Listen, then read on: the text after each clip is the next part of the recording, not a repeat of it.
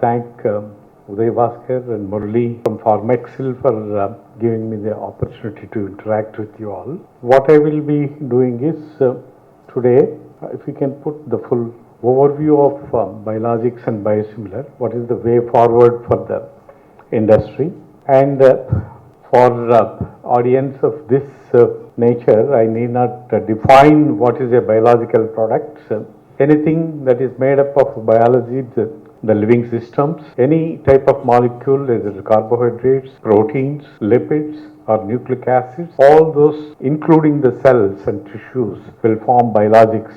And if you compare biologics with the pharma products, the small molecule drugs, generally low molecular weight, and generally these are high molecular weight, and the complexity increases in the characterization of the molecule. Our pharma industry has mastered how to characterize small molecules. But when you go to the large molecules such as proteins or nucleic acids, it requires a different skill set, and that is where the manpower requirement is also more in that.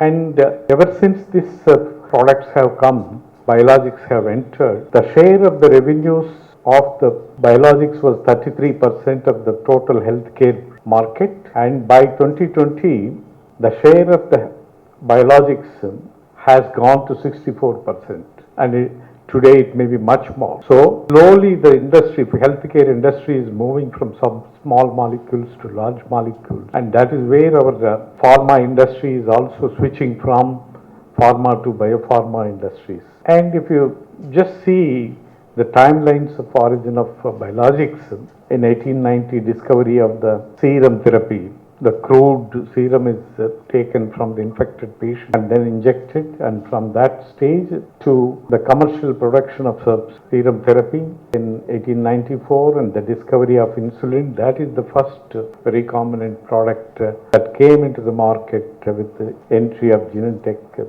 the discovery that has come from the university.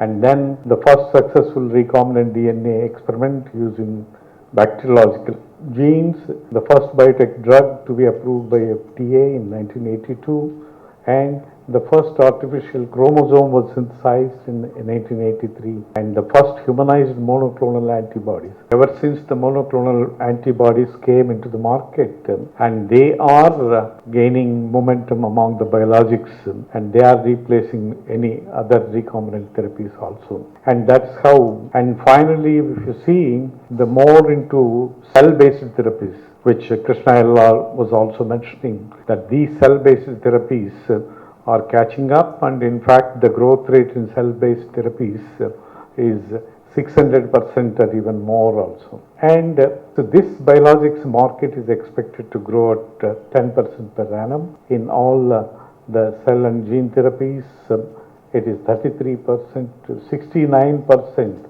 I was mentioning about 69% increase in the growth rate of cell and gene therapies, and the monoclonals also 9.2%, and bioengineered vaccines are also going up. So the monoclonal antibodies are going to be taking the most of the biologics market very soon.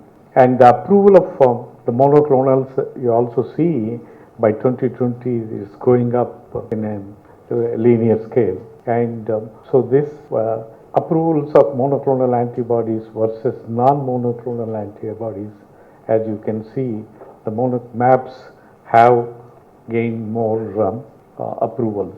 And very recently, in the last May 2021, the 100th monoclonal antibody was approved by FDA. So that means, so this is the impact. And this monoclonal antibodies market is growing up, and there is an incremental growth. The $54.55 billion is the market, and it is further growing more so in the US and other countries. And so naturally this is the area that is going up. And what are the various classes?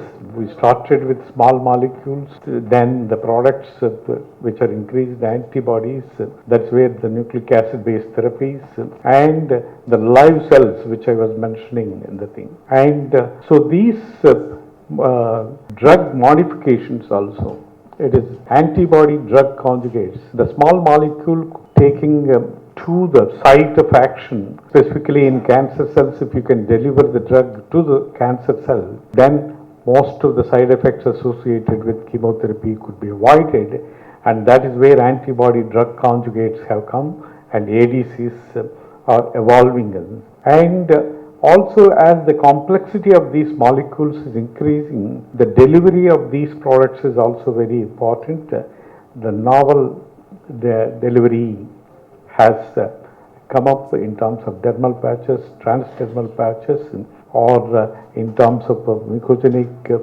the coated molecules, or lipid droplets, or nanoparticles, and variety of ways of novel ways of delivery of such molecules are coming up.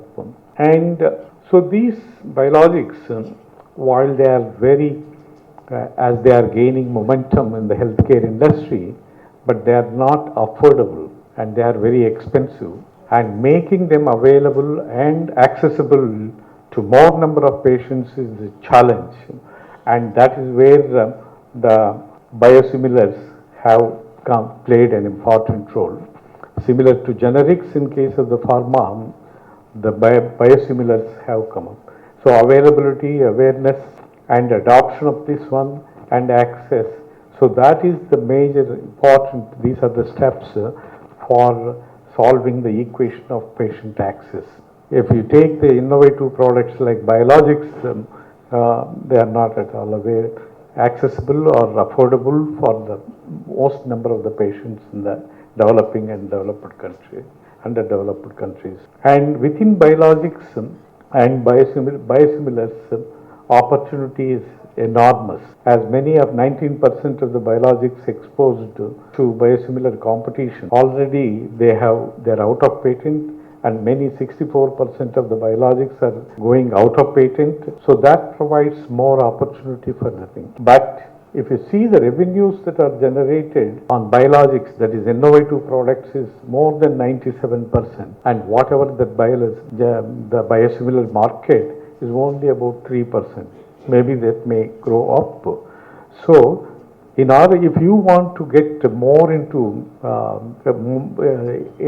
more share in the healthcare industry, you have to move to innovative products. And so biosimilar trials in all areas, oncology, immunology, hematology, and the metabolic disorders, musculoskeletal disorders, at different phases of the clinical trials, and several of them approved. Right in Hyderabad, many of the companies, pharma companies themselves have moved into biosimilars, and they're moving. And biosimilar approvals is also going up, and in that the monoclonal antibodies approval is much more than non-monoclonal antibodies based biologics or biosimilars. And biosimilars market is projected to go at the rate of 23%, and the market value will be $61 billion by 2027. So there is enormous potential in the biosimilars area. And the Indian biosimilar market, if you see, has reached the value of 633 million in the year 2020. Now it may be much more with more approvals from the thing. The market is further expected to grow at the rate of 11%.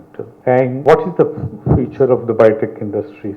And the next generation vaccine platforms, that is the one. What is the conventional, classical, and the next generation, the viral vector based, DNA based, RNA based, antigen presenting cells, so cell based therapies. All these are the next generation platforms for biologics, the thing. And COVID-19 pandemic has accelerated the development of vaccine platforms distinct from the classical vaccine. You would not have gotten the mRNA vaccine or DNA vaccine approvals without the COVID-19 pandemic. Today they were approved and accelerated rate. And right in Hyderabad, the Indian Immunologicals, in association with Indian Institute of Science, Bangalore, developed a DNA vaccine almost 15 years back. And our regulatory authorities were not geared up. They also had generics and biosimilar mentality in them, and they have not approved it. And otherwise, we would have been the first to launch DNA vaccine almost 10 years back. And Dr. Padmanabhan, who was the former director of Indian Institute of Science, who himself was associated with in several policy decisions in the government of India, he could not mobilize and then convince the government. So today, anyway, of course, Zydus Cadila is coming up with DNA vaccine. So for our Indian pharma or global pharma, innovation is the success factor. Either institutional companies founded on scientific discoveries or meaningful engineering innovation, they will be the leaders. Our industry should think of on those lines to become the global leaders and embrace the innovations that are coming up. A number of AI tools, machine learning tools, blockchain technologies, all of them are the ones which are driving the healthcare industry now. And it is time for the Indian industry also and global industry also to embrace such kind of emerging technologies and utilize them in the discovery part. In each and every sector, these innovations are playing an important role. If you just take artificial intelligence, they are involved directly in the target discovery, drug discovery, development, and post-approval, post-market surveillance also. And they are either in terms of literature, scientific data, patent data, and healthcare outcomes data. So most of the leading global biotech and pharma companies are using these technologies. And so where are we today? We are 12th position globally in terms of biotech products, third position in Asia, largest vaccine manufacturer, as was mentioned, strong research foundation, a separate organization to spur innovation.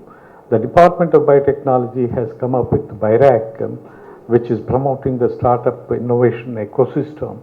And right in Hyderabad, there are about 3,000 startup companies, and out of that, healthcare sector, there may be about more than 300 or such kind of.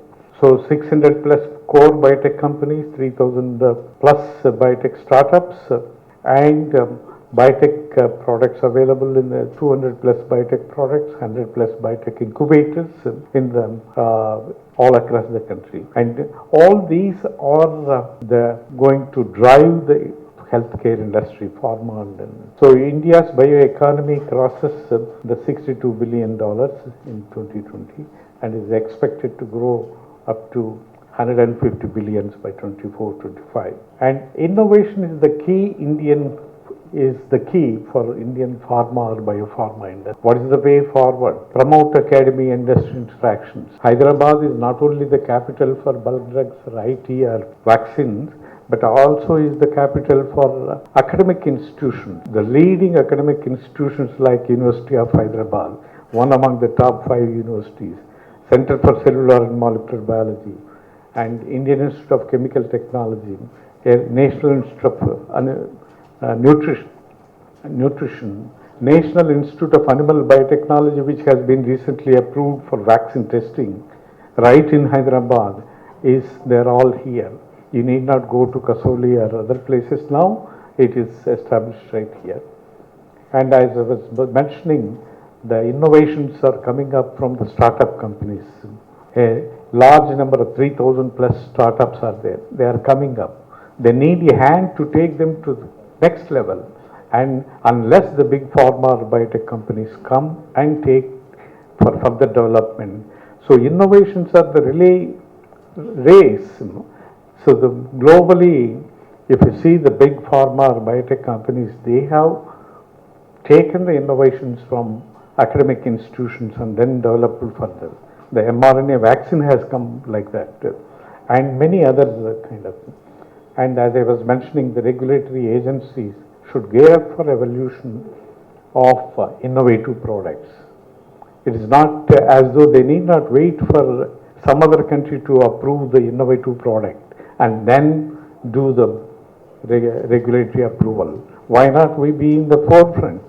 So these are some of the things and scope for Indian industry to attract the qualified human resources. Right now, Krishna Ella was mentioning that we are the largest exporter of manpower, and they are the ones leading in either IT, BT, or Novartis is headed by Vas Narasimhan, right? Our own product.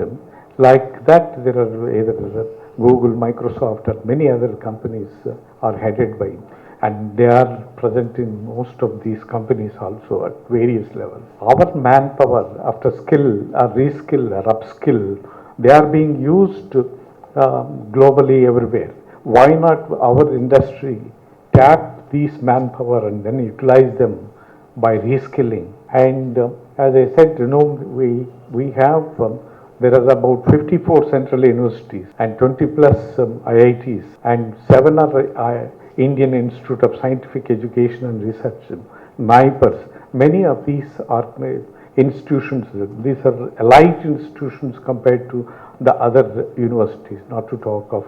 And the manpower is coming out of these institutions. Maybe they require reskilling or upskilling, but they could be exploited for innovative discoveries. So, in conclusion, biologics are fast emerging as the major players in the healthcare industry over small molecules, and biosimilars paved the way for availability and affordability of more patients. Institutions, companies founded, and scientific discoveries or meaningful engineering innovations, they will become the leaders.